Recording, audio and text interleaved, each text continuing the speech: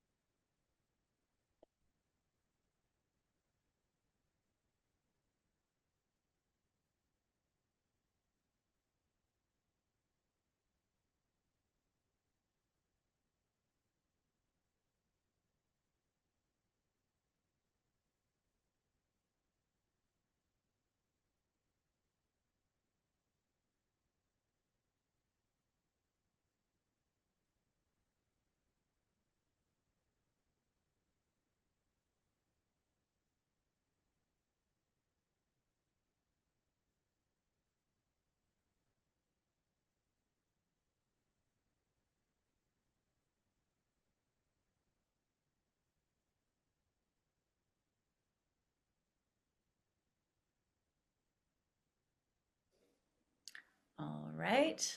Hello, everyone, and welcome again to our third iteration of the Collective Courage Conversation series presented by the National Coalition Against Censorship, also known as NCAC. My name is Elizabeth Larison, and I am the Director of Arts and Culture Advocacy at NCAC, and I'll also be moderating today's event. Before we begin, a few housekeeping notes. You've probably noticed the indication that this meeting is being recorded. We're recording it for internal purposes, but all the same, if you do not want to appear in our recording, you can keep your video off. During the talk, we also ask that everybody remain muted except for the speakers. And if you have any questions, you can type them into the chat or the designated Q&A form, which I think we'll have. The National Coalition Against Censorship, if you haven't heard, is an organization that was founded over 50 years ago in an effort to advocate for principles of free expression in the United States, with a special focus on protecting youth-free expression and artistic freedom. At NCAC, our arts and culture advocacy is the only national initiative of its kind solely dedicated to defending artistic freedom in the US.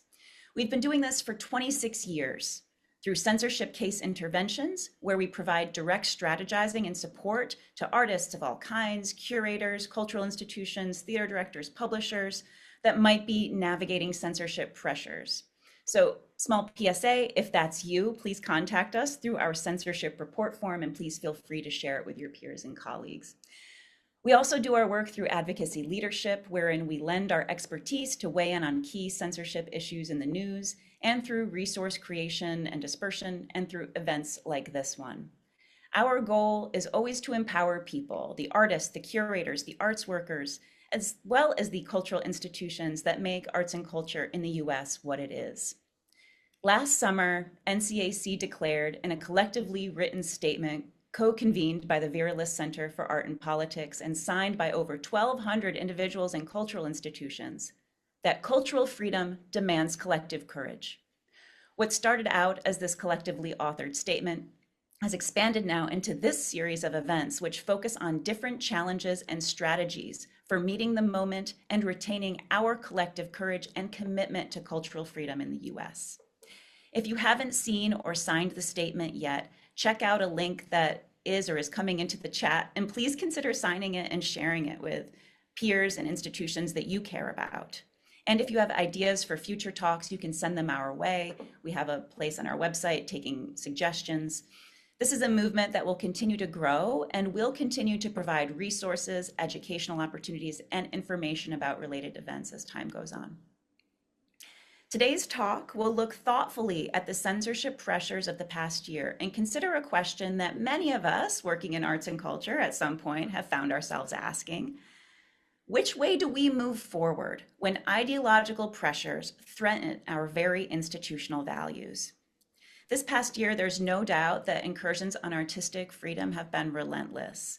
From executive orders aimed at reshaping federal policies relating to race, gender, and US history, to its declaration that museums across the country are the last remaining segment of woke, the executive branch of the United States has made plain its expectations on the country's cultural sector. When such expectations stand to directly or indirectly influence funding, leaders of cultural institutions have difficult decisions to make, and many leaders that I've spoken to in this past year have found themselves at times unsure of how to assess the risks of standing out and resisting the demands of the current administration versus the risks and losses enmeshed with compliance. But the way forward, and what I'm hoping we all can really see today, isn't always framed in binary terms. Leading us in today's conversations, I'm very pleased to welcome Anne Burroughs, who is the president and CEO of the Japanese American National Museum and its National Center for Preservation of Democracy. She is an internationally recognized leader in the field of human rights and social justice. She is chair of the International Board of Directors of Amnesty International, the immediate past chair of Amnesty International USA, and a former chair of Amnesty International's Global Assembly, its highest decision-making body. She is also on the board of the Heart Mountain, Wyoming Foundation, and her lifelong commitment to racial and social justice was shaped by her experience as a young activist in her native South Africa, where she was jailed as a political prisoner for her opposition to apartheid. For over 25 years, she has worked with leaders, organizations, and networks in the US and abroad to promote racial justice and a rights-based culture. Thank you for joining us, Anne. And I'm also pleased to welcome Dr. Yomaira C. Figueroa-Vázquez, who is an Afro-Puerto Rican writer, teacher, and scholar from Hoboken, New Jersey. She is professor of Africana, Puerto Rican, and Latino studies and is the director of the Center for Puerto Rican Studies, known as CENTRO, at CUNY Hunter. She is author of the award-winning book, Decolonizing Diasporas, Radical Mappings of Afro-Atlantic Literature, and the forthcoming book, The Survival of a People. Her published work can be found in Hypatia, Decolonization, Centro Journal, Small Acts, Frontiers Journal, Hispaniophila, Contemporanea, Dialogos, and Feminist Formations. A first-generation high school and college graduate, Dr. Figueroa-Vázquez is passionate about mentoring underrepresented and first-generation students. She earned her BA in English, Puerto Rican and Latino Studies, and Women's and Gender Studies at Rutgers University, and her MA and PhD in Comparative Ethnic Studies at UC Berkeley. Finally, we also will have brief commentary from NCAC's own Lee Rowland. Lee is the executive director of the National Coalition Against Censorship, where she oversees NCAC's direct program work, legal and government advocacy, and public education. Lee has extensive experience as a litigator and professor. Before coming to NCAC, she was a First Amendment litigator for 2 decades, and she has also taught courses on free expression at NYU Law and CUNY Hunter College's Human Rights Program. Thank you all for being here. First off, I would just want to say that this past year, I've had the distinct pleasure of getting to know both Ms. Burroughs and Dr. Figueroa-Vázquez through their fierce leadership in this tumultuous time. And I've invited them to speak today because I find them incredibly inspiring and courageous, and I'm just so pleased to have you both here. To start things off, I just want to welcome you, Anne, to tell us more about the Japanese American National Museum, how you've calibrated pressures from this past year, and how you've responded. Thank you, Elizabeth. And it's so good to be in conversation with you and Yomaira, as well as Lee. And, it's good to have, and greetings to everybody who's joined the call. And I was just so thrilled by your invitation. We were an early signatory to the NCAC's statement on cultural freedom requires collective courage. And it really is, for me, it was such an incredibly powerful statement because it encapsulates so much of what all of us have felt and, what all of us know that, know how we have to show up in, at this moment. So, I thought I would start off by just talking a little bit about the museum. You see it behind me on the screen, our beautiful museum, because it really is sort of at the heart of the sort of valued-centered approach to the way that we've responded to the current situation and the way that we do all of our programming. So we're a cultural history museum. We're known as JANM. It's Japanese American National Museum, but the acronym is JANM, JANM. So we're a cultural history museum. We're located in Little Tokyo in Los Angeles, and it's the oldest surviving Japantown in the country. We're a very proud Smithsonian affiliate, so also feel the pressures that the Smithsonian, we sympathize enormously with the pressures that the Smithsonian is under at the moment, but we're also a center for civil rights and the arts. And we were founded very specifically to preserve and share a history that is both specific to the Japanese American experience, but also central and quintessential to the American story. So, most of you on the call probably know this, but in 1942, following Executive Order 9066, more than 125,000 people of Japanese ancestry, three-quarters of whom were American citizens, were dispossessed, forcibly removed, and incarcerated without due process in America's concentration camps for the duration of the war. And it's no accident that our museum, our campus, is located where it is, because this was the place where tens of thousands of Japanese American families from Los Angeles were actually forced to board the buses that would take them on to incarceration. So, we see this plaza behind me. Of course, the museum, the building is new, but, we see this plaza as being one of those ground zero points in the civil rights history of this country. And, we exist because our founders understood something that was fundamental. It's not just, we weren't founded just to preserve history or the artifacts or the stories. But really, it was really that if history and culture is not actively preserved and interpreted, it can so easily be shaped by external forces and it can so easily be erased. History, culture can be erased, or it can be forced to yield to censorship.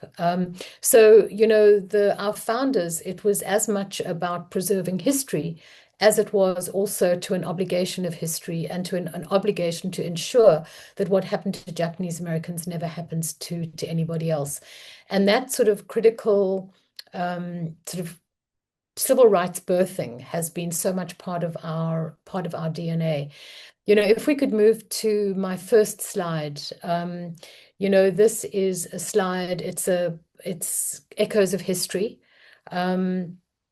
It's both a program at JANM, but it's also a framework for our work and specifically how we've responded to the moment that we find ourselves in, although of course, the moment is kind of stretched out now, but certainly how we responded, immediately after the inauguration in 2025. And for us, really, it's a framework of how we've operationalized our values. So it's also very much linked to a statement that our trustees came out with literally within 2 weeks after the Trump inauguration. It was a very powerful statement that reaffirmed JANM's commitment to defending democracy and civil rights, preserving memory as resistance, and also standing against racism and xenophobia. And I should also say that we were the first museum in the country to come out with a powerful position in standing up to what we knew was coming.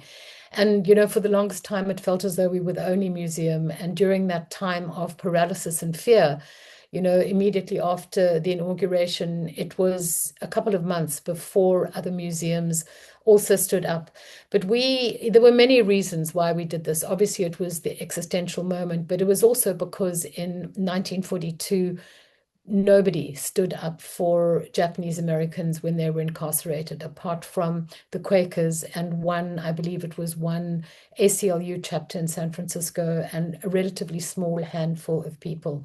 So we felt a tremendous obligation to be able to stand up, not just for other museums in the field who we knew didn't have the same luxury that we had in order to be able to do this, but also to be able to stand up for the communities of color, and particularly immigrant communities, because for our trustees, it was deeply personal. Their parents were immigrants, and it felt that their own history was under attack. So it was important for us to be able to give voice in a way that others couldn't. And we knew also for arts institutions, for cultural history institutions, for many of them, just even during that time of fear, even business as usual felt like an act of courage. And we felt that we wanted to be able to support that and provide a voice for those of them who may not be able to. So, Echoes of History is, as I said, it's both the program at JANM, it was a symposium, but it's also very much a framework of how we look at our work. And the first program that we did on this, that we specifically called Echoes of History, was at the beginning of this year, and it was a symposium where we brought together artists, academics, experts in democracy, globally, nationally, and locally, to really look at the rise of authoritarianism and what that meant for us in our country, and what that meant for cultural institutions. But it also reflects a core belief for us, that memory is not passive. Communities around the country have always used memory as an act of resilience, as a way to preserve community, as a way to preserve culture.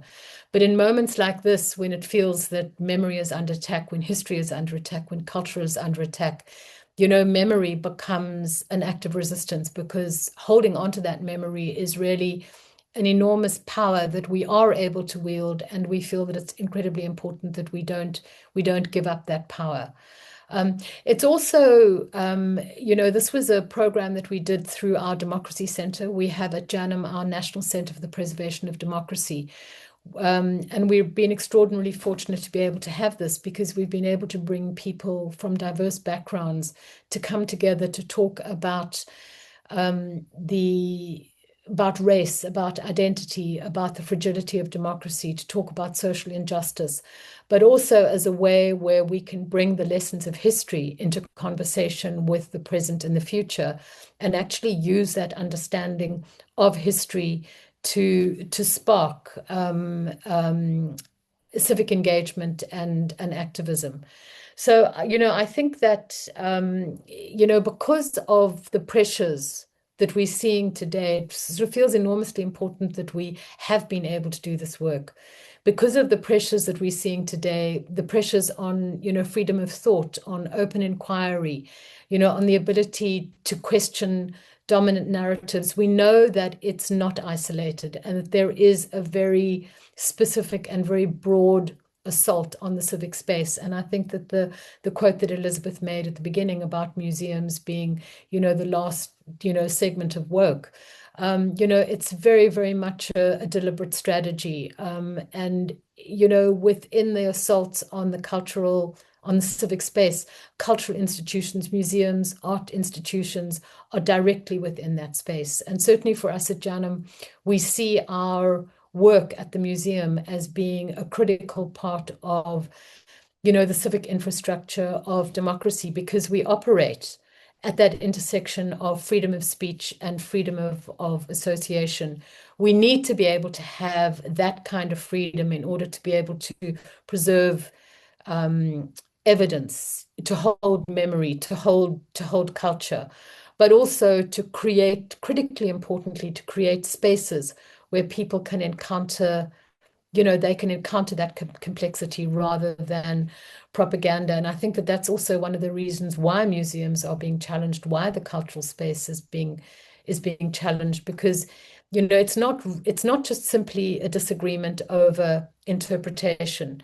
It's really a deliberate effort to narrow that space in which interpretation, in which conversation, in which exchange of ideas can occur.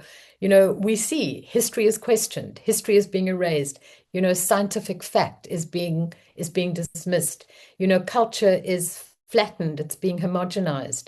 And also, and I know that we'll talk about this, I'm sure we'll talk about it later in the conversation, but federal funding is increasingly being used as leverage, but also as a way to punish cultural organizations and museums. And I think that, it's sort of so apparent that it's sort of classic, it's classic authoritarian playbooks, because, authoritarian movements the world over understand something that I think is really quite essential, that, before they can control the future, they have to be able to control the past. And in order to be able to control the past, they have to create this narrative that once, a nation was unified and strong, but, somehow it's become weakened by sort of internal and external forces, and that only they have the power to restore that. So, it's something that's very real, and I think there's an enormous obligation on all of us to be able to stand up for that and to hold our truths and to hold our memory and to hold that power. And if we move on to the next slide, what we see is a composite of three images. The one is, so it's three moments and it's the same place. The image in 1942 is an image of what our plaza looked like, before our museum was built. And it's, as I said earlier on, it's where Japanese American families were forced to line up to board the buses under military guard that took them onto the incarceration. And then in 1942, this is an image that was taken during the Los Angeles uprising.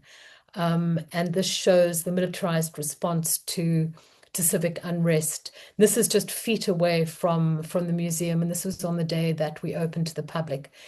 And then, of course, 2025, the images that we're all so familiar with, we've seen them across the country. And this was a day when 75 armed and masked Customs and Border Patrol agents invaded our campus. And it was during that time when Los Angeles was a military occupied zone, and it also happened on the day when Governor Gavin Newsom was speaking at our Democracy Center about the fragility of democracy and talking about the importance of redistricting. So I think that, even although these images are separated by decades, they're also very, very deeply connected. And I think that they reveal something that is often difficult to see in real time. But I think that they also show how closely memory and power are linked. And each moment reflects a different manifestation of state authority, of public fear, and of institutional response. It reflects for us at JANM the continuum of our birthing, which started in this moment of incredible injustice when Japanese Americans were incarcerated without due process. 1992, when we opened the museum during this time of civic unrest, it changed the trajectory of who JANM was, and our founders really thought about how we could help to build bridges, but also how we could celebrate the ethnic and cultural diversity, not just of the city, but across the country. And it really was a seminal moment in museums in this country, because we were the first museum to do this. And it really was the model for how museums could be responsive to their communities. And then, of course, in 2025 is really kind of demonstrates this moment that we find ourselves in now, that does require us to stand up and to be counted when civic space is narrowed and directly under attack, and particularly at this moment when, and you see again, across this continuum of, how fear is mobilized, how communities are targeted, how authority expands, and how institutions are tested, and how we stand up, how we show up in these moments. The other thing for me that these three images show is this kind of continuum of how racial injustice is a thread that runs through American history. And certainly for an institution like JANM, it's enormously important that we stand up, that we show up, and that we resist this. And then if we go to my next slide, this is a slide that shows the Am I Next project. It was a collaboration that we did with the California Community Foundation, which has been an enormously important public art project. So at night, the faces of immigrants, people who've been detained, kidnapped off our streets, and deported, they're projected across public buildings in Los Angeles. And they're huge, they're large, and you can't avoid them. What we've done at JANM too is integrate images of people who were incarcerated in 1942 to show that continuum. And the important thing about this is that, they're not just statistics, they're people. And the questions that they pose, the central question that they pose is actually very, very simple. And that's, if one community can be targeted, who's next? If one person can be targeted, who's next? And we know that, all of us, to some extent or another, are immigrants, either immigrants ourselves, as I am, or children of, or grandchildren of immigrants. So that question, am I next, doesn't belong to one group, but it belongs to all of us. And, certainly for us at JANM, it's been an incredibly important project for us to do, because I think that it reflects another dimension of the pressures that we're discussing and how we show up being responsive to the communities in which we exist, and why museums are so critical to the civic infrastructure of democracy. This is the last slide in the deck, but there was another, but we can keep it up because I think it's really important. But what I will just talk about a little bit is just some of the ways that we've responded. I've talked about some of the programs, but I also want to talk about our Scrub Nothing campaign. And it's really against this backdrop of what I've been talking about is.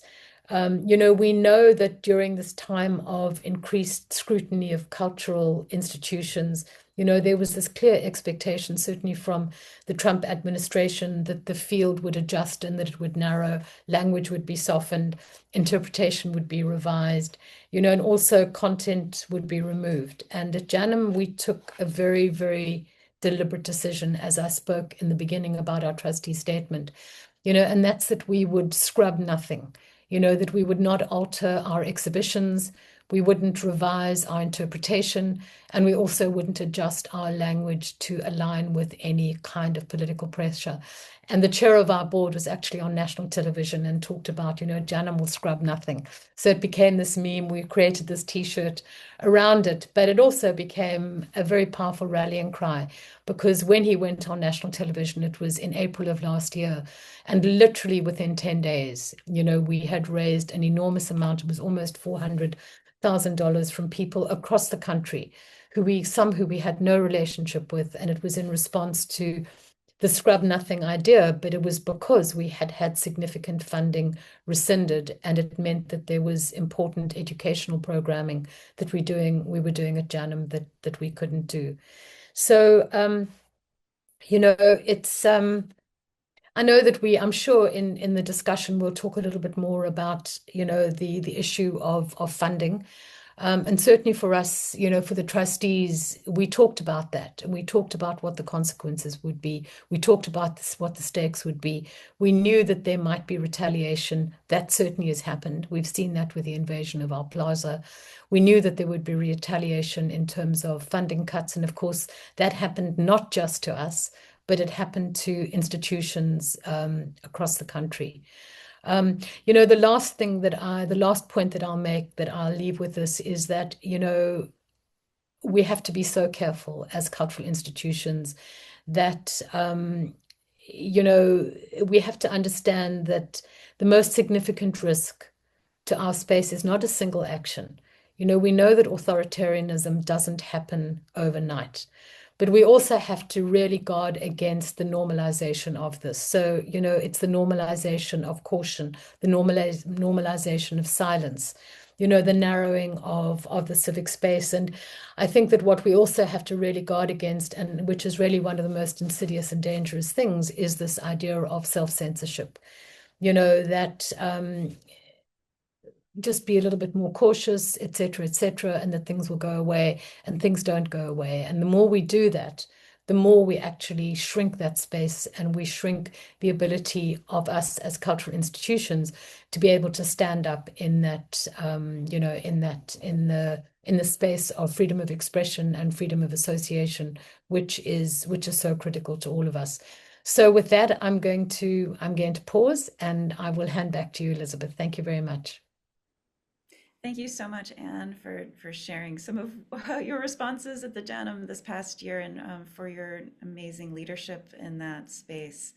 Um, Without further ado, I'd love to welcome to the Zoom stage Yomaira. Do you want Thank to you. share some more about Centro and sort of how you've been dealing with censorship pressures and calibrating them in this moment? Absolutely. And I will start sharing. Can you all see my screen here? Okay, perfect. Hi, everyone. Good morning. I'm Yomaira Figueroa, and it has been so wonderful. Thank you, Anne, for kicking us off with such a beautiful meditation on the important work that you are doing, both in Los Angeles, but also globally, because that work that you're doing in the museum spreads out. That courage really does shore up so many of us. And I'm sorry, I have a cough drop here. I have a little bit of a cold. And so in order to do this, I have to have the cough drop. So apologies. So I want to thank you. Which way forward? And I want us, as a tried and true scholar and academic, I'm going to start us with, I'm gonna guide us through my own thoughts on the question of world building, self-determination, and solidarity through two poets and a writer. So I'm going to start with a poem by Wendy Rose, who is a Hopi Miwok poet, who actually also went to UC Berkeley. And I read and first started reading and teaching Wendy Rose as a graduate student at Berkeley in my comparative ethnic studies courses when I was teaching undergrads. And for me, this poem has always remained so important, and I bring it up often, and I think about it often. And for me, this is going to guide me in talking and going through these points of this conversation. So the title is called "For the Complacent College Students Who Don't Think That People Should, quote, live in the past." And I can't help to think about all of those college students at Doge who were in there deleting, right? Denying funding just willy-nilly with no real context, right? People shouldn't live in the past. It made me think of that. But I'll begin. Do you see that when they kill the ivy on the old brick wall, first they slice their knives through the roots, hardly bothered with the leaf and stem, much less the vanity of small white flowers. Stop. Shh. Sorry, y'all, my dog, 1 second. Oh my goodness.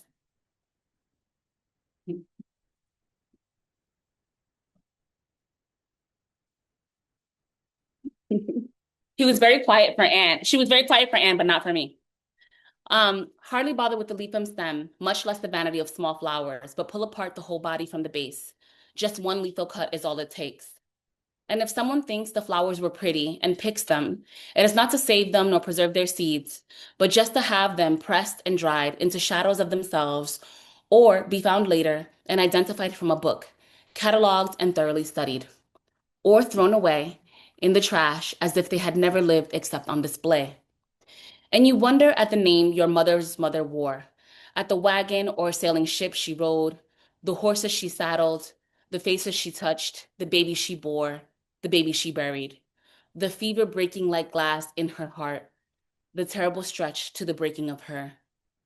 And now you wonder if you are she and she is you, shadow of her or shadow of you, prayer or prophecy or mere suggestion of who you might have been, with ancestors plucked, pressed, and dried in a book, roots removed, the woman's face you never knew, that you rub with warm water in the morning.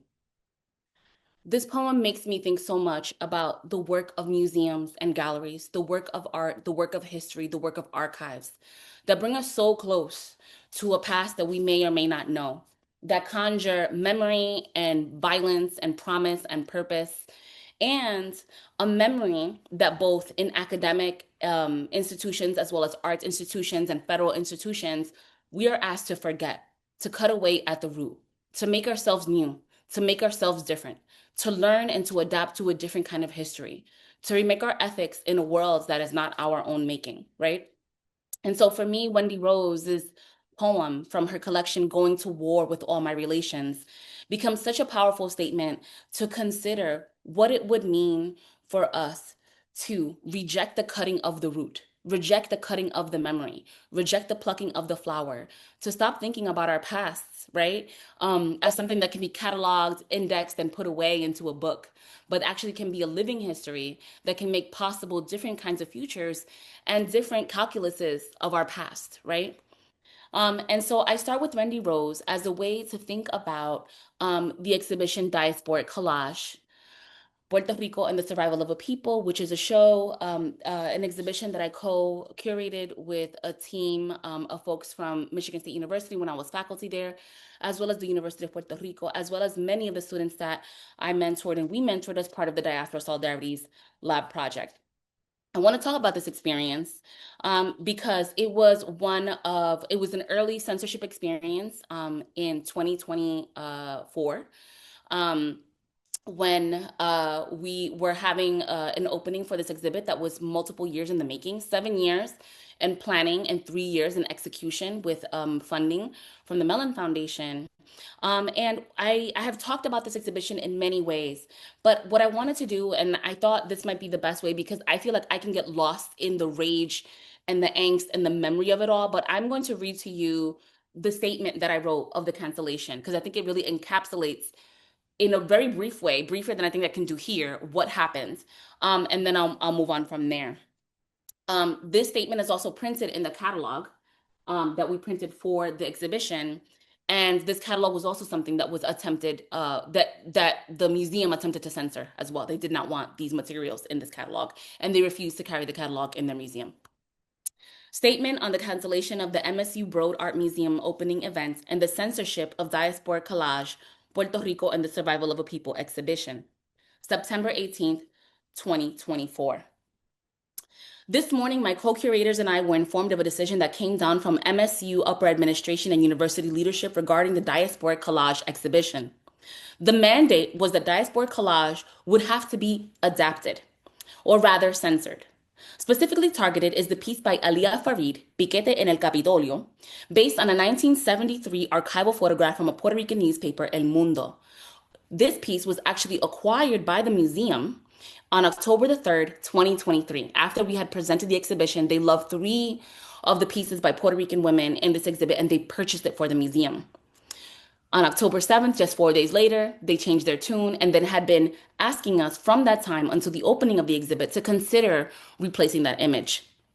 We had said no, and the planning went as usual, right? We went on as regular. This piece was moved to a less visible wall where it would not be seen from the entrance, even though it was not directly visible from the entrance to begin with. In addition to this, it was required that additional text be added to the entrance of the gallery that held our exhibition, which would serve as a trigger warning and denote that this is a faculty, research, multi-institutional exhibition. And it would have the effect of denoting that this exhibition was in the museum, but not of the museum. And in that way, turning their backs on their own assistant curator who collaborated with me in putting this together. Their curator, Dalina Perdomo Alvarez, they turned their backs to her, and then they began to frame Alia Farid's piece as inherently problematic. To be clear, we objected to this mandate and the fact that the exhibition was, quote, adapted while we were on the conversation with them. We were on the Zoom with them, and they were telling us that this is what they wanted to do. And then at the end of the conversation, they said, this is happening right now. As we're talking, it's done, it's a done deal, right? Furthermore, the sign placed at the entrance of the gallery was irresponsible and reductive in its framing of the exhibit and the piece based on a 51-year-old image at that point. We did not create or approve of that text, that trigger warning that they put directly in front of the doors of the gallery, and we rejected that overreach. Curatorial work is part and parcel of the protected speech, and the design of this exhibit is an expression of academic freedom.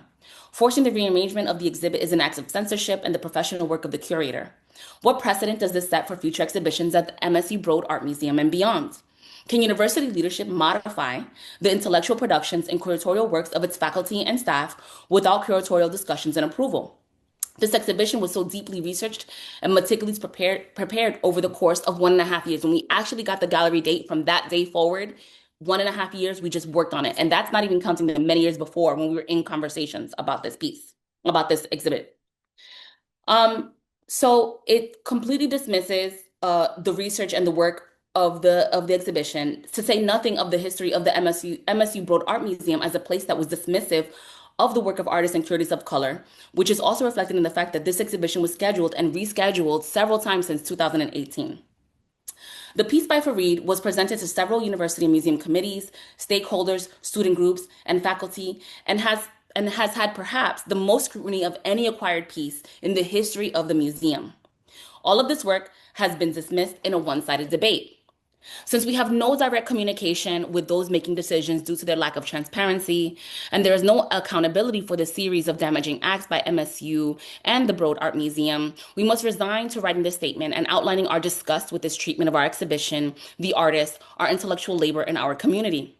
If we cannot counter the demands being made by the university leadership, we are demanding that additional wall text and signage be added to reflect the censorship of the curator's work, the non-consensual changes made to the exhibition, and how this infringes on academic freedom and artistic expression.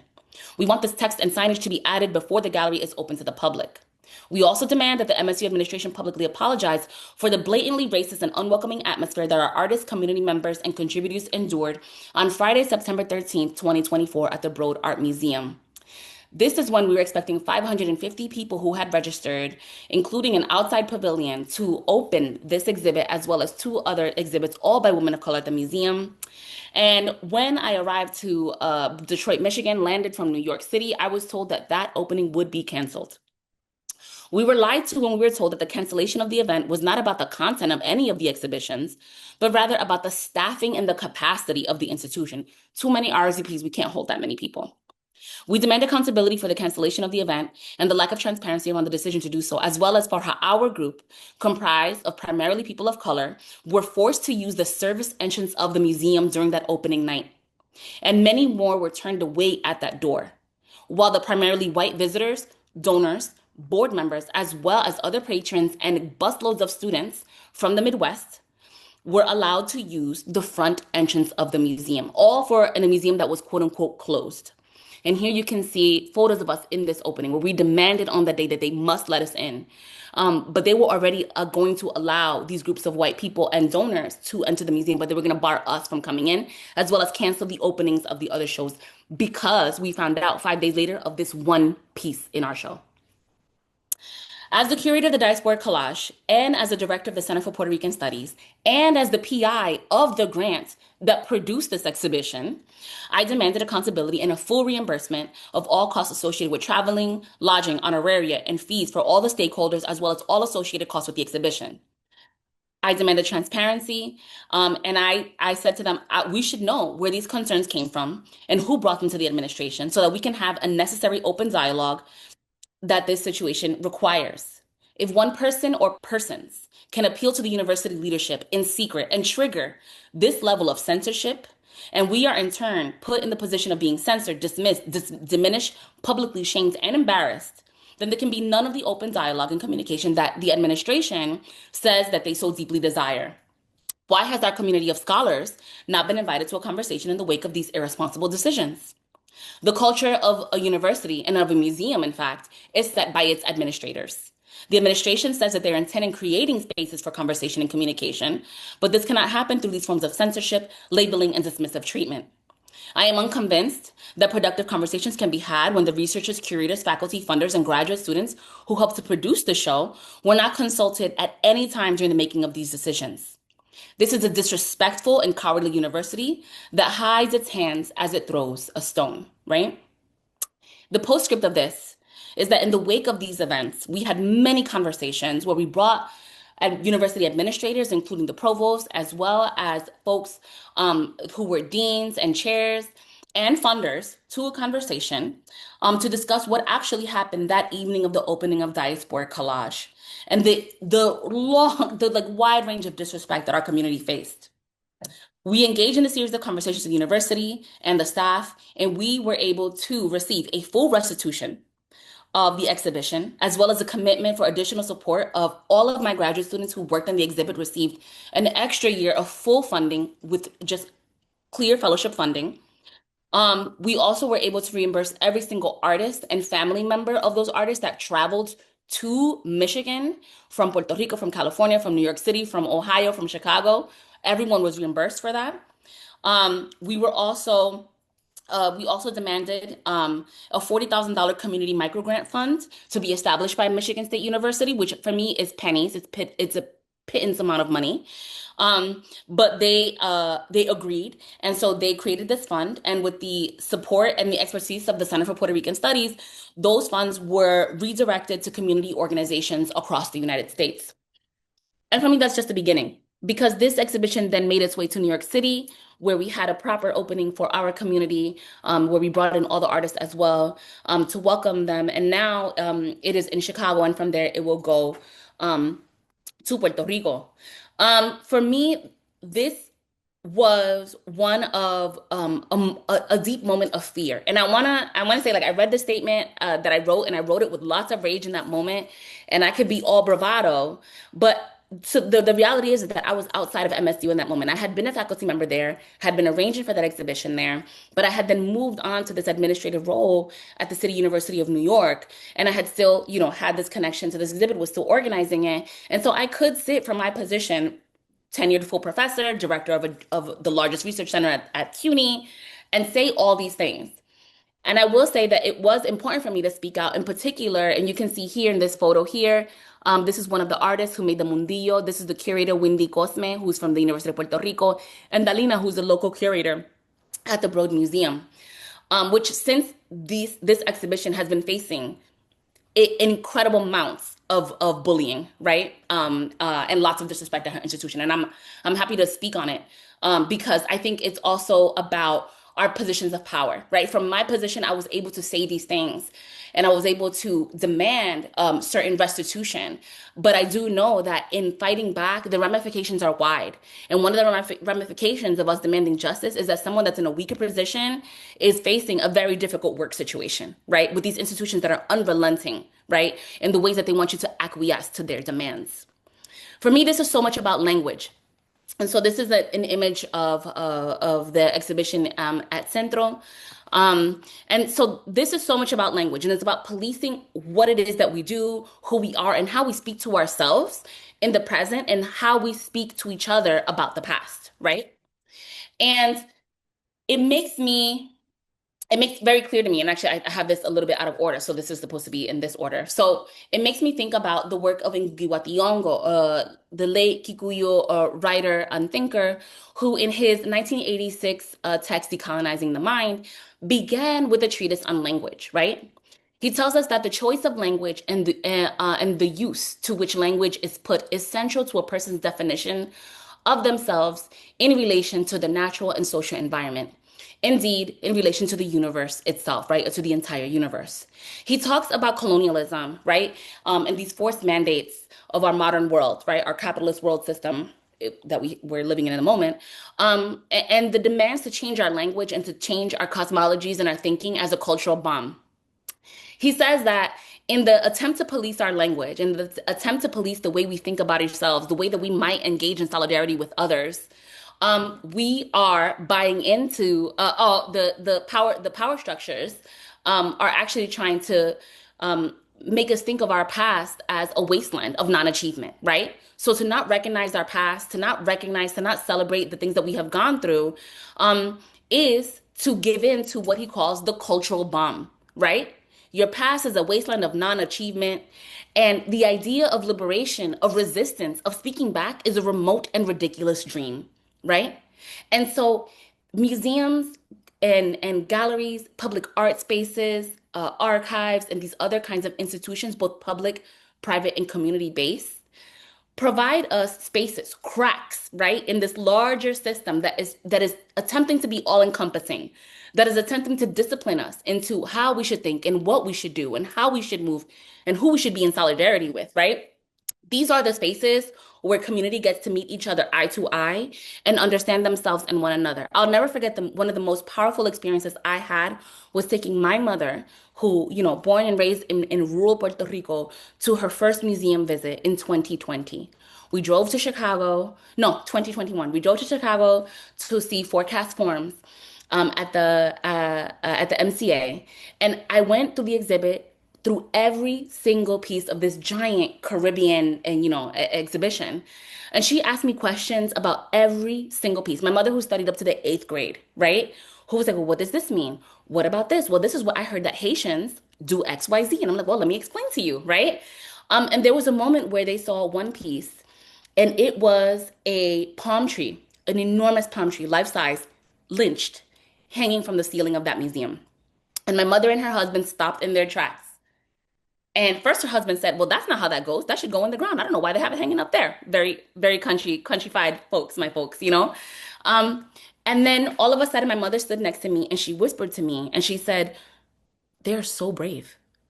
They are so brave. I can't believe that the artist would do this, right? She herself was scared, right? That the artist had made this particular statement because I read to her and translated for her the wall text, right? And we talked about how this has to do with the IMF and this has to do with Caribbean tourism. This has to do with a reflection of the way that Caribbean life, right, is actually lynched up in this modern system. And it took my mother's breath away that could correlate with this, right? And all of a sudden, I saw the kind of language of power shift in her mind. It was a beautiful moment. And she hasn't stopped asking me about different museums and different things that we're doing. She even came to the diasporic collage exhibition. But even as museums are sites of possibility, we also know that they are sites of terror. And this is the actual slide that was supposed to go to. So just this summer, I was in Puerto Rico and I got a phone call from the CEO and director of the National Puerto Rican Museum of Arts and Culture in Chicago in Humboldt Park. And they had let us know, and they were reaching out to their community partners, letting us know that Homeland Security and ICE had decided to set up shop in their parking lot and had used the guise of having to use the restroom to come in and survey. This was preparation for them because they were getting ready to have a series of Latino-inspired festivals, the Puerto Rican Festival, the Colombian Festival, as well as a few other celebrations over the summer. And the folks at the National Museum saw this as an intimidation tactic, right? And they quickly mobilized their community, both within Humboldt Park and in Chicago, but even outside, right, of the state of Illinois, to respond, right? Press release, ensuring to get them out of the museum, saying, this actually it doesn't actually touch us because we're Puerto Ricans, we're US citizens. You can come here all day long, but you know what you're not going to do? You're not going to use this museum or any of our space to terrorize our community. And for me, this was perhaps one of the most powerful shows, right, of their radical solidarity with their community. This is a community that has always been deeply invested in, the Puerto Rican history of Chicago, but also has always been deeply in solidarity with Mexican American, Palestinian, right, American, as well as other communities of color in Chicago. For me, they are like a beacon of how museums should behave in times of crisis, right? And this has become increasingly important as this museum is actually going up for national accreditation now, right, for a second time. And so for me, museums being used as sites of power and possibility, as well as by the state, and even in the case of some institutions, by their own leadership as sites of terror and exclusion, are two sides of the same coin, right? We actually need to think critically about the role of our institutions. Who is leading them? What are their beliefs? How do they put their work and their resources, right? Whether that be human resources or space, right? Space resources or even funding on the line in the face of a like fascist, leadership, as well as all of these forms of injustice that seek to put museums right in their crosshairs. So, wait, do I have, okay, here we go. So, wrong thing. So, one of the things that I wanted to talk about when I'm thinking about language, is thinking about that moment. So we're dealing with diasporic collage, dealing with that giant fallout. And I know that just in a few months, I'm so big and bad, and I'm talking mean to all of the upper administration at the university, but this exhibition is coming to my university next. Okay? So now I gotta put my britches on, right? And say I can also go and defend this in the face of my own institution.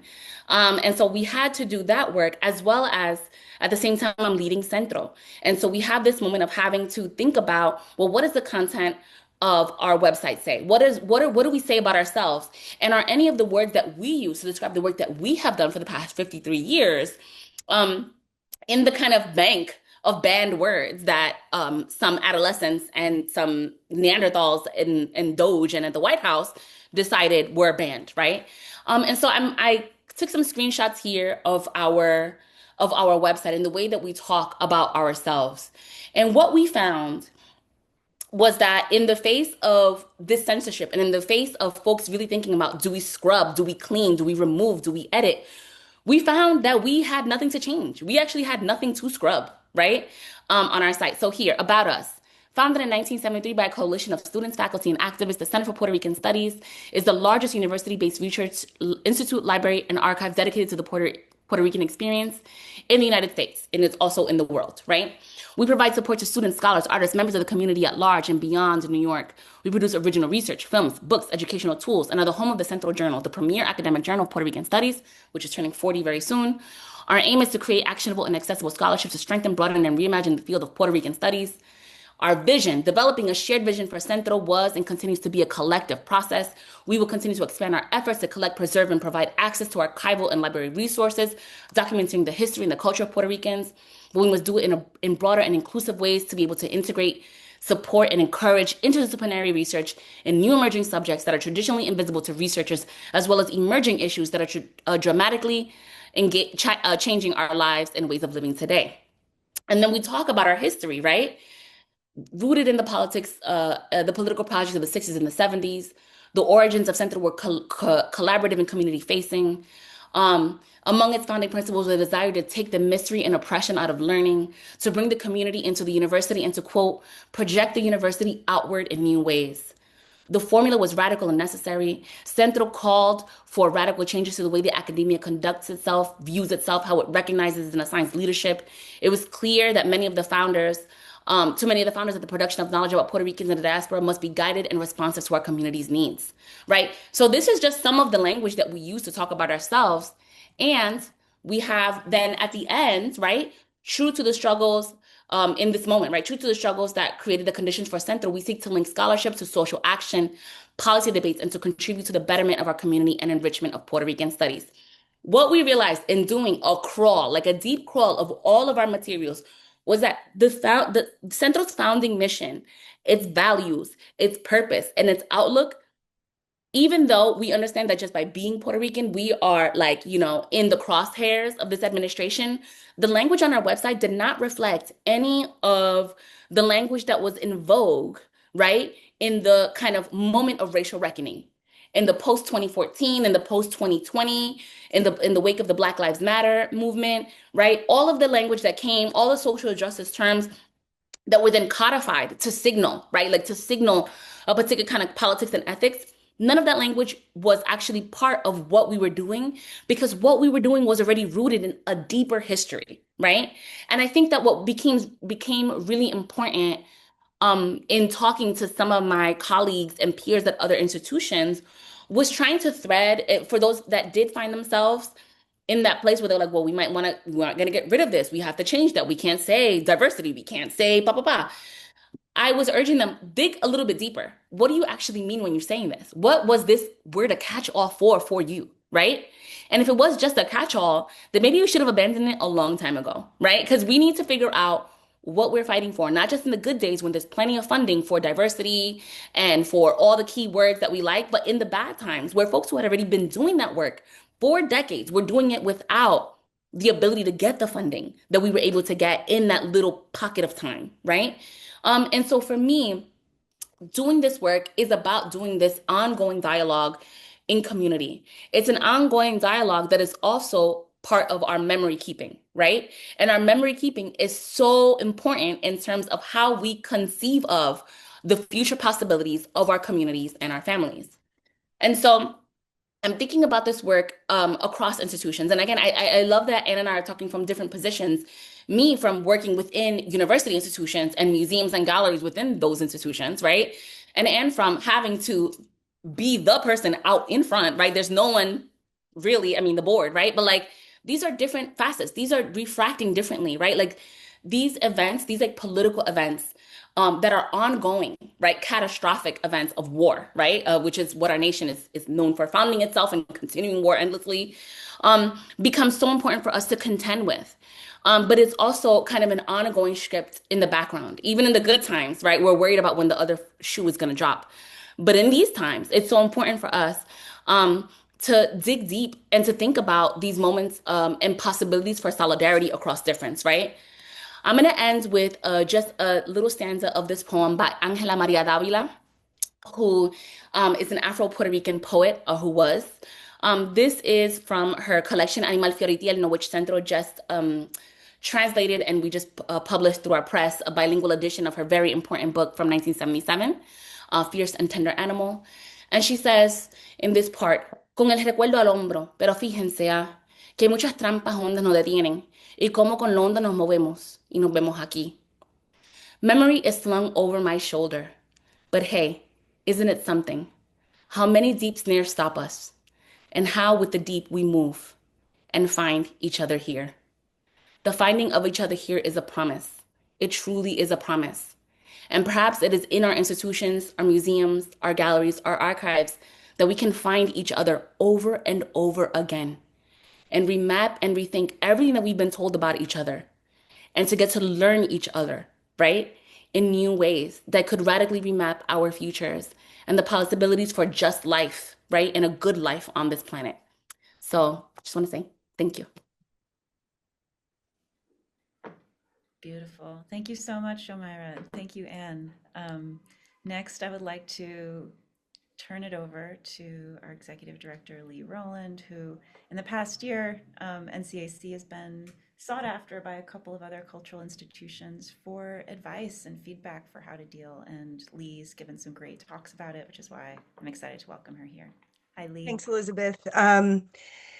And with all depth of feeling and sincerity, thank you so much to Anne and Yomaira. I have found myself recently in far too many coalitions and conversations that involve fundamental questions about autocracy and the rule of law, as you might imagine in these times. And many scholars of authoritarianism have now joined, right, advocacy conversations in the United States.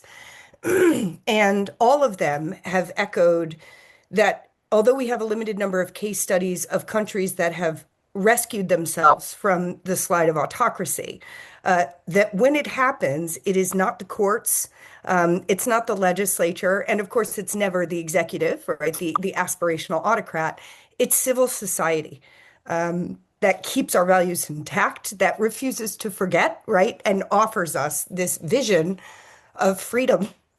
And I think if American culture is going to survive with that level of independence, it's going to survive because of leaders like the two of you. So a genuine thanks for kind of giving us an applied case study of how you can stay true to your mission in these incredible times.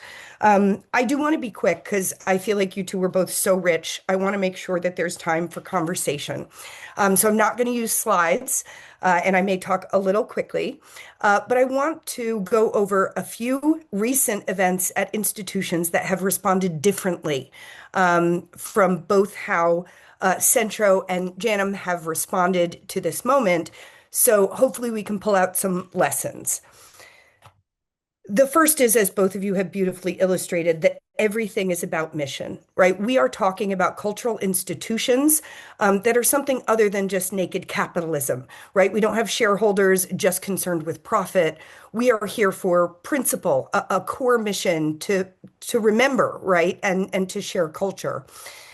And there are institutions that have experienced very similar pressures to these institutions, as so many have, that have responded in ways I think that have really fairly called into question how much they're tethered to their mission. The first, which is so well known at this point, is the Smithsonian. And really, one of the first attacks on the Smithsonian echoed so much with some of your comments, Yomaira, about the exhibition, because the first real attack from the Trump administration related to a painting by the artist Amy Sherman called Transforming Liberty, which was a depiction of the Statue of Liberty as a Black trans woman. And in response to the Trump administration's pressure that this would constitute a, quote, illegal DEI, and I'm using shorthand and an eye roll because, of course, the concept of diversity, equity, and inclusion are words that we should say unapologetically and, of course, are not illegal in any manner. And what the director of the Smithsonian chose to do was tell the artist that the Smithsonian would be putting up non-consensual wall text, bringing a different point of view to the question of what being transgender means. We all know that that's code for something horrifically transphobic. And Amy Sherman rightly pulled out of that exhibit. And we at the NCAC praised her for refusing to allow her show to basically be manipulated into something that included this non-consensual text. Now, the Smithsonian presumably did this, and we know they did this, even though the leadership has been fairly tight-lipped publicly, on the idea that they would avoid scrutiny of the federal government, which supplies much of its money, even though the institution is independent, right? And I think the first lesson I want to pull out from that is capitulation will not save you. The entire idea, right, of a mission-based organization agreeing to a wall text that wasn't selected by curators or art experts, but rather by politicians seeking to enforce a monoculture of their own, is that you would avoid further scrutiny. Nothing could be further from the truth. That is like, as a good friend of mine has eloquently said, giving the bully your lunch money and assuming they won't come back to you. To the contrary, capitulation really communicates that you are a soft target. And that's exactly how the Trump administration has continued to treat the Smithsonian, including just 3 months ago, announcing a full-scale review of all their holdings to eliminate anything they thought was overly woke. All right. So that's the first big lesson, is that these two women and their institutions are profiles in courage, without a doubt. But there is also a little bit of irrationality baked into the idea that if we just capitulate, we'll avoid the eye of the censor, right? It's just not true. And we see it time and time again. In major contrast, there is a similarly situated group called Voice of America. It is federally funded. It is set up to be an independent broadcast media that is funded by the government but has editorial independence. The Trump regime attempted the exact same dominion and takeover of Voice of America as it did with the Smithsonian, and the Voice of America staff and board's response was the polar opposite. They refused to capitulate, and much like Janum, they put out a wide statement with much support saying this undermined their core ideals and that they would fold before allowing themselves to be turned into a tool of propaganda.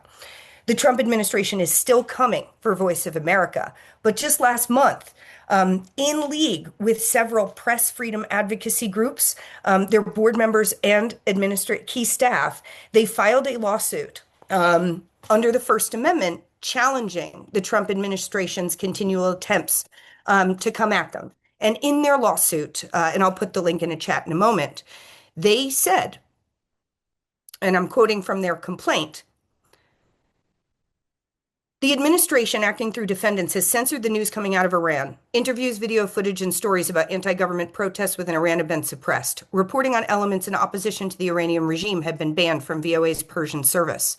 All of this, along with unlawful manipulation of VOA, detailed below, is antithetical to the tradition of press freedom that has marked America since its founding, and it undermines VOA's ability to earn its audience's trust, which is critical to fulfilling VOA's core mission. Now, in contrast to the Smithsonian, they made a very different choice. They did not invite death by 1,000 cuts by agreeing to one small editorial change or one agreement not to publish a story on Iran. They held the line, much like these institutions have too. And they are likely, I think, to not only survive this moment, but survive and thrive with their mission intact, which I don't think I could say for the Smithsonian. So it's really important to, especially for leaders in cultural institutions, actually think through the kind of bizarre, almost chess or wartime logics of the censor, which is not to become a soft target, and that staying true to your mission is itself a way to survive because our existence as cultural institutions depends on our mission, right? We're not selling widgets. We are upholding culture. And so I think in the stories that you've just heard from Anne and Yomaira, there are a couple of the tips I would offer you, also looking at the Smithsonian and Voice of America as an incredible contrast in responding to this pressure. And it is all about having an internal, firm, and communicated sense of mission, what your red lines are, anticipating the pressures that will come, and deciding what changes, if any, you are willing to make. It might be scrub nothing, right? That may be so core to your mission of memory, it's nothing. Or it may be, you know what? We are going to decide to do some tactical changes, but we are not going to do it in a way that we think eliminates one single word that matters at heart to our people, to the people we serve, our community, as Yomaira explained. So I think here, the real key is for institutions to make sure that mission permeates every board of directors member or trustee. Every employee who is hired and onboarded gets a sense of why you are there, what makes you tick, what is your core mission. And if you can do that, if you have policies internally that prevent, say, someone with influence from taking you off that mission, if you have boards of directors that understand that their first and primary objective is to establish and further that mission, you have a chance, right, to survive this moment.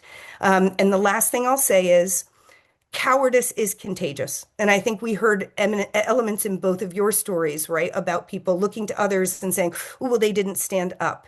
And much like Yomaira's mother, I think we all have felt a moment when that courage is contagious too.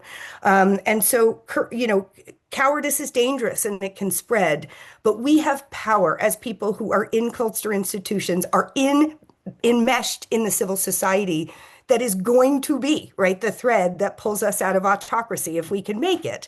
And that power comes from staying true to that mission and communicating it, to not go gently into that fascist night, right, but to yell and scream and unapologetically defend that mission. Because if we survive, right, that way you have an audience, you have consumers, you have clients, you have people in your community that are with you and want you to thrive because of that very mission.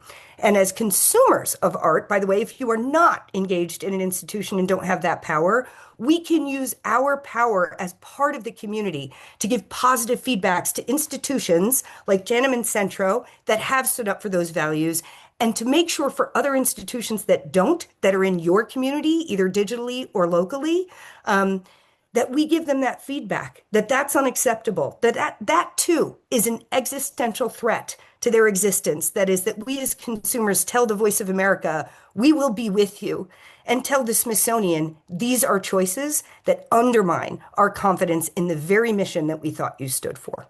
So I just want to end by saying thanks again to both of you, because you both stood up as leading lights of kind of how to not comply in advance. And all of us can learn from that and from the cautionary tales.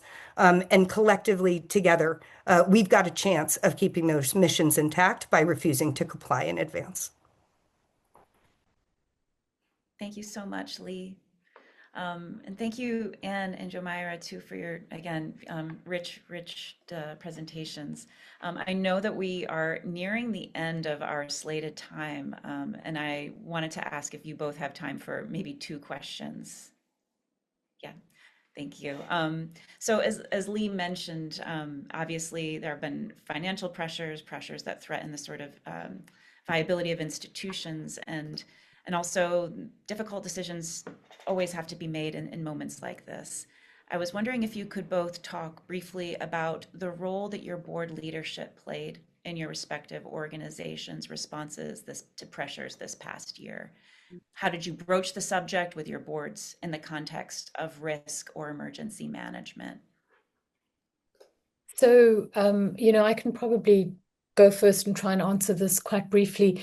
We were extraordinarily lucky because we have a very, very courageous board. And that in that first conversation we had with them, literally within 3 days of the inauguration, we came out with a statement, 2 weeks later, but within 3 days, we, took a very hard look at what was at stake. And I think that for our trustees, for all of us, we were not prepared to compromise our mission or the integrity of our work in any way.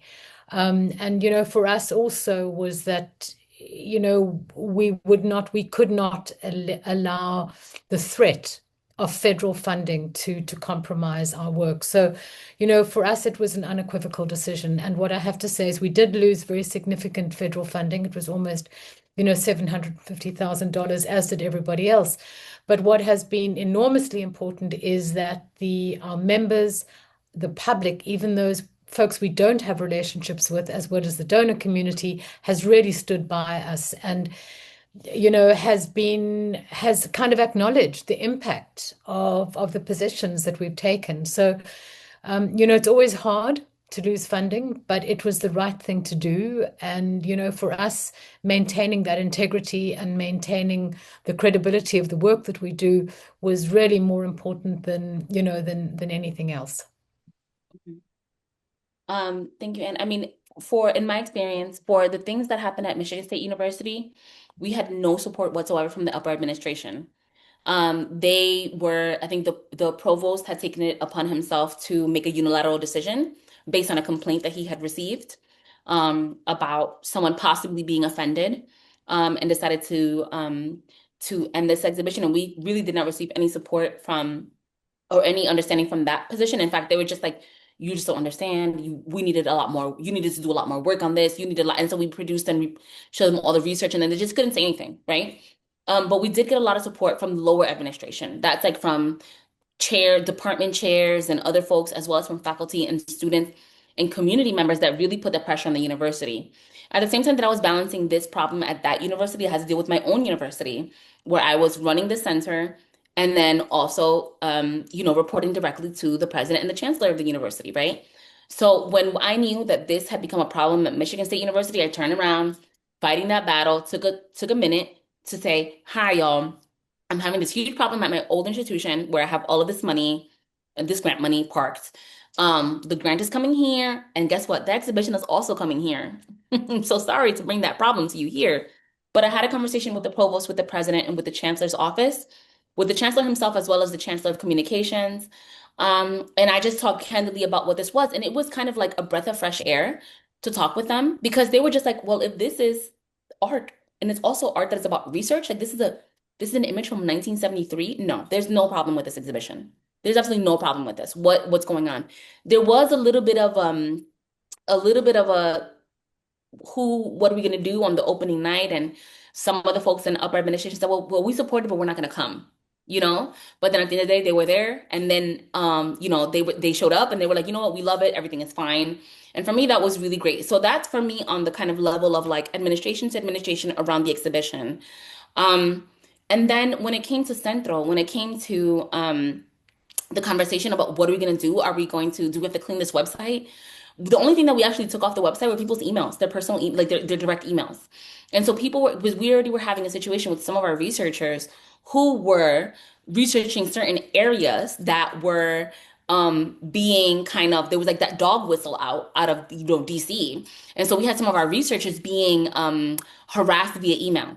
And so what we decided to do was to take people's emails off, and we just put the kind of general emails that then would just trickle down into people's inboxes. But then when we sat together, like before, when we had that conversation about photos, about emails, we also had the conversation about the website, and we sat with the executive team of Centro, the team leaders, as well as the communications team. And we realized again that moment where we were, oh, there's nothing really here. Like none of this is actually going to touch us. So you know what? We're not gonna. And even if there was, I don't think we would have changed anything, right? Like that's the thing. It's like it was a little bit of both ways, which is like I was also had to be convinced that like people's emails had to be taken off. I was kind of being a little stubborn. I was like, nah, whatever. And then they were like, listen, relax. Some people are just, don't feel as strongly as you do about having their personal email out. And I was like, okay, got it. I understand. But it was something that we were facing in direct result of the losses that we were facing because immediately we lost our earmark, our NEH, our NARA grant, the National Endowment for the Arts grant. They wanted to we had to quickly wrap up and spend that money before the end of the fiscal year. We lost a little bit over $400,000 in federal funding. And we've applied since then, obviously, to so many things. Because I think part of one of the conversations that we had at the NCAC in one of those workshops was, now that we see this new call for all of these new grants, do we keep applying? And I think that at that table with all the folks like, yeah, we're gonna keep applying because we're just gonna, you know what I mean? Like we're gonna, even though they're not gonna give it to us, the work continues, right? And so for me, that has been the kind of important part, which is like leaning on the folks at Centro and especially the leadership that has been there. I have my director of operations has been there since the early 90s. He's been there for 35 years and he's worked with every single director of Centro, he came in at the tail end of the first director term. And so that institutional knowledge is invaluable, right? And that institutional force where this is someone who has seen things, right? And he's like, okay, I know what this looks like. Let me just orient you in terms of which way this is going to go. And for me, that being able to rely on that beautiful group of leadership, and they're also so insurgent and so committed to the mission. As Lee was saying, it's like, what is the mission? Are you committed to it? Like, are you going to change it now? Is that the thing? Became so important, and it really just I feel like it rooted my feet even deeper. And we say with estamos puestos para la pelea. Like I'm ready for the fight. Like I'm ready. Like I'm going. I came in with the ocean waves. I came with the high tide, and I'm ready for the fight. And so that's how I think. And I don't know if you feel the same way when you have that strong board behind you. You're like, I'll take anyone down. Let's go. Like, if you got a question, I have an answer. Okay. And I have like 12 answers. So take a seat. We're going to be here all day. Right. And so for me, that is the power of community that believes in this together. So you're never going to be alone in that. Yeah. So true. I know that it can be so alienating. I know a lot of leaders that I've spoken to in the last year have felt very isolated, siloized, and finding moments where we can share sort of different challenges and the ways in which that we overcome them by having support from our peers, both within the institution and outside, is such a valuable resource under these conditions that we're in right now. I know that we're 7 minutes past when we said we would close, and so I think I might just leave it there. I'm so grateful for everybody's contributions and the reflections on which we've sort of landed on, which are the commitments to mission, commitments to purpose, commitments to the communities that we serve, and the histories and memories that we hold close to our own, to ourselves as like a guidepost with how to move forward, how not to forget, and how to honor the struggles of those before us. So with that, thank you all, and thank you for being part of this with us. Thank you. Thank you. It's been wonderful. Thank you so much. Thank you. Thank you both so much.